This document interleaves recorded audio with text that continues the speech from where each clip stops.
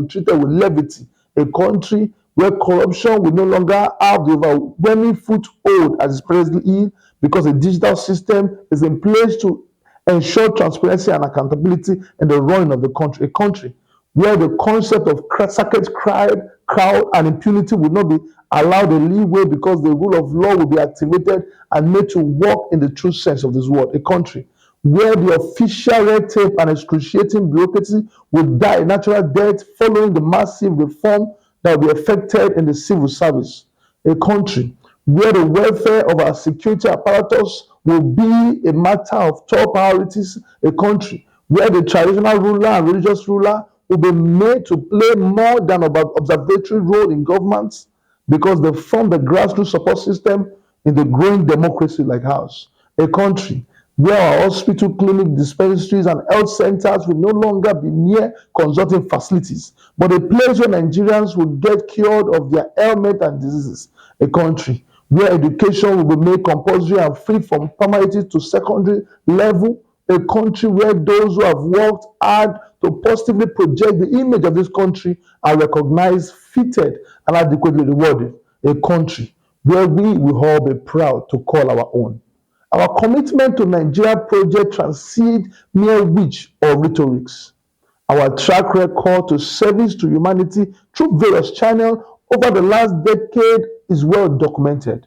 Long before the dream to use the vehicle of politics to crystallize our vision of reaching out to the people on massive scale, we have been known to invest heavily in human capital development by awarding scholarship to indigent, less privileged students all over the country. At the last count, about 500,000 Nigerians have benefited from our scholarship scheme. In the last few years, we have single-handedly bankrolled the award of loans and grants to farmers, as well as small and medium-scale enterprises, to grow their business and contribute meaningfully to the country GDP. We have built roads, installed transformers in some community to enhance power supply, as well as some borehole to help solve pipe-borne water shortage in communities in Nigeria. The success of these private initiatives has since fired our belief that we can do more if we are opportune to win the presidency in this year's general election. I want to assure all Nigerians today that the zeal with which we have achieved so much success in helping Nigerians in all walks of life to achieve their hopes and dreams despite the odds will be evident in the way we go about business of governance at the level of presidency come 2023. Power. The problem of irregular and epileptic power supply has been with us like forever, despite trillions of naira pumped into the sector in more than 20 years since Nigeria returned to democratic rule. The power problem has remained interactable. It is one of the sectors in which my government will declare an emergency as we seek to find a lasting solution, just as we will be seeking ways to upgrade power generated from its present mania 4,000 megawatts to 100,000 megawatts, the required amount needed to service 45 million Nigerians households. We shall also be exploring alternative energy sources, solar, wind. We shall also unbundle the National Electric Regulatory Commission, NERC, in a bid to liberalize the sector and make it more responsive to our collective power needs. Education. Education is the key to illuminating the mind of an individual. This therefore means that an uneducated people is in darkness. A country that wants speedy development must make the education of its citizens top priority. This is why we will be paying serious attention to the country education in order to upgrade it to a level it can become the true enlightenment and self-realization that is meant to be. Recent findings shows that there are over 20 million children out of school in Nigeria. Without vigorous policy aimed at addressing this trend, the country could ultimately lose the battle against illiteracy. First, we shall be increasing the sector 7.6% budget to 20%, just as we are going to make education compulsory for all Nigerians that have age. We shall review the current curriculum, which is tailored towards theory and paper qualification, and adopt to it to suit the demand age of information technology. My government will introduce the bursary award system to encourage learning and fast track the process of Nigerian development.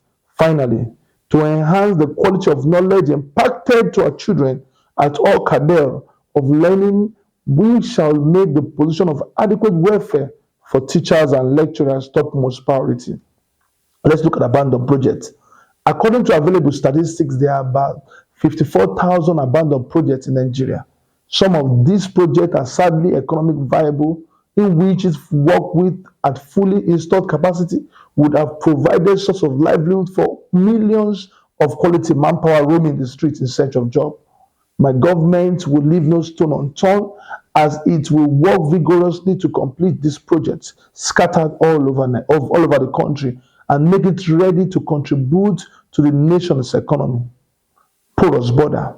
Without doubt, our heightening security challenge over the last few years owed its origin to unchecked influx of foreigners into the country. There are at least 1,400 illegal routes into Nigeria with insufficient manpower and political will to effectively police these illegal routes. The country has become highly vulnerable to external attack. Any wonder then that a case of banditry and kidnapping has reached unmanageable proportion in recent time.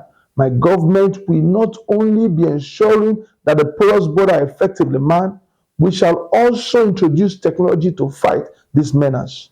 Health. The poor health delivery system is the reason why more and more Nigerians are trooping to foreign hospitals these days to take care of their health needs. It is bad enough that our hospitals are today mere consulting clinics and ineffective facilities for drugs to take care of the sick ones in our midst. But the latest trend where our qualified physicians have been migrating to foreign land in search of better working conditions is as disturbing as it is a threat to our continuous existence of a viral health system. And government will be taking a critical look at the health delivery system with a view to effective a total overhaul. Apart from equipping and maintaining existing hospitals, we shall be encouraging private investment in the sector to stimulate competition and make it affordable for all average Nigerians. Let's look at social welfare. We have not been known to pay adequate attention to the issues of social welfare for our citizens since independence. A government will reverse this trend by establishing social welfare scheme that will take care of the aged, orphans, and unemployed people living with disabilities. This I believe that a well-structured social welfare scheme will go a long way in dousing the tension which emanates from lack and want. Let's look at infrastructure. A country developmental index is usually measured by the quality of infrastructure it has. My government will do all in its power and within the limits of available resources to build more roads, bridge, railway, maintain existing ones, and link more communities to stimulate economic activity and ensure huge free movement across the country. Corruption. Corruption is the reason why Nigeria have largely failed to meet its potential as a nation. But we believe adopting a different strategy, we will be able to tackle the menace headlong. My government will ensure that all sectors of the economy will digitalize. A digitalized economy will discourage corruption and sharp practices as there will be monitoring mechanism that would act as check in the system. In conclusion, our agenda and plan for Nigeria is by no means exhaustible. It cannot all be captured in one speech. But suffice it to say that our commitment to Nigeria project is unquestionable. We are moved by the desire to change the age-long narration of bad leadership, a dysfunctional system that encourage unbridled corruption at virtually all levels and redirect the country to the path of growth and prosperity. We come to you, fellow Nigeria, with no baggage or track record of failure. We come to you in the belief that you, seeing how the country have been badly run, therefore unable to deliver you your rights and privileges as a bona fide citizen, you would make up your mind to make a clean record from the old ways of doing things and embrace a new one. Fellow Nigerians, we offer ourselves to you as a fresh alternative to what you have always had. Fellow Nigerians, with what you have witnessed in the last 8 years, we believe you are wiser now to know that you will be better off by choosing a new set of leaders who are truly committed to your welfare. By deciding to vote Professor Christopher Imumole of the Accord Party, you will be choosing that different alternative that will give you and your family a better deal. Fellow Nigerians, no matter your affliction or persuasion, we know that Nigeria today need a leader that is visionary, knowledgeable, and understand the dynamics of a fast-changing world. We present ourselves to you as we enter a new year. Choose right, vote right.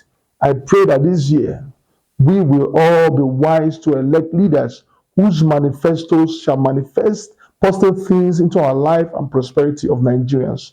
Once again, God bless the Federal Republic of Nigeria. God bless every one of us. Happy New Year. Goodbye.